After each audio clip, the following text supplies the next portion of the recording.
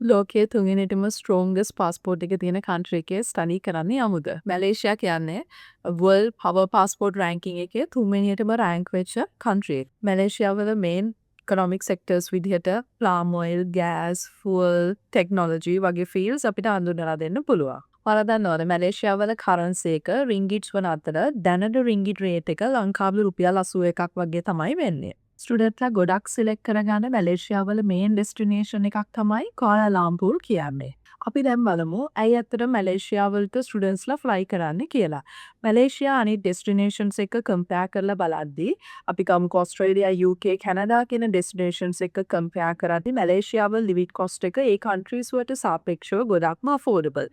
ඒ හින්දා ස්ටුඩන්ට් කෙනෙක්ට එයාගේ බජට් එකට ෆ්ලයි කරන්න පුළුවන් වගේම එහි ගිහිල්ලා එයාගේ ලිවිං කොස්ට් එක මැනේජ් කරගන්නත් එයාට chance එක තියෙනවා. ඊට අමතරව මැලේසියා වල ස්ටුඩන්ට්ස්ලාට ගොඩක්ම මාස්ටර්ස් PhD කරන ස්ටුඩන්ට්ස්ලාට part time කරන්න පුළුවන් chance එක තියෙනවා වගේම ඔයාට ඔයාගේ ලිවිං කොස්ට් එක cover කරගන්න පුළුවන් chance එක මැලේසියා වලදී available තියෙනවා. ඊට අමතරව මැලේසියා වල ගොඩක් world ranking universities available තියෙනවා වගේම ඔයා කැමති නම් world ranking university එක study කරන්න ඔයාගේ බජට් එකට අදාළව ඔයාට පුළුවන් හොඳ world ranking university එක study කරන්න යන්න. දැන් මේ දවස්වල තියෙන ලොකුම ප්‍රශ්නයක් තමයි අනිත් ඩෙස්ටිනේෂන්ස් වලින් ඩිපෙන්ඩන්ට්ස්ලා ලව් කරන්නේ නැහැ.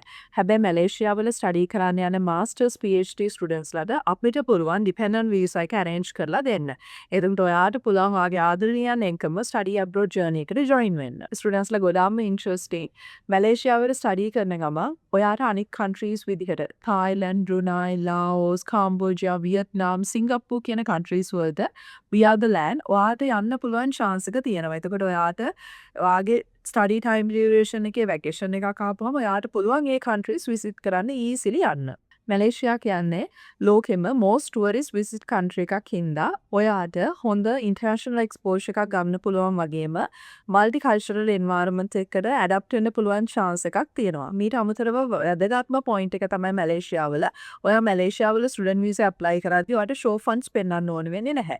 ඒ හින්දා මැලේසියා ගැන වැඩි විස්තර දැනගන්න කැමති නම් ඔයා මැලේසියා වල study කරන්න යන්න කැමති නම් ඔයාට පුළුවන් අපේ WhatsApp එකට අනිවාර්යෙන් message එකක් තියන්න. අපි ඔයාගේ full process එකම free of charge arrange කරලා දෙන්න. Study abroad with confidence. MG Education Consultancy.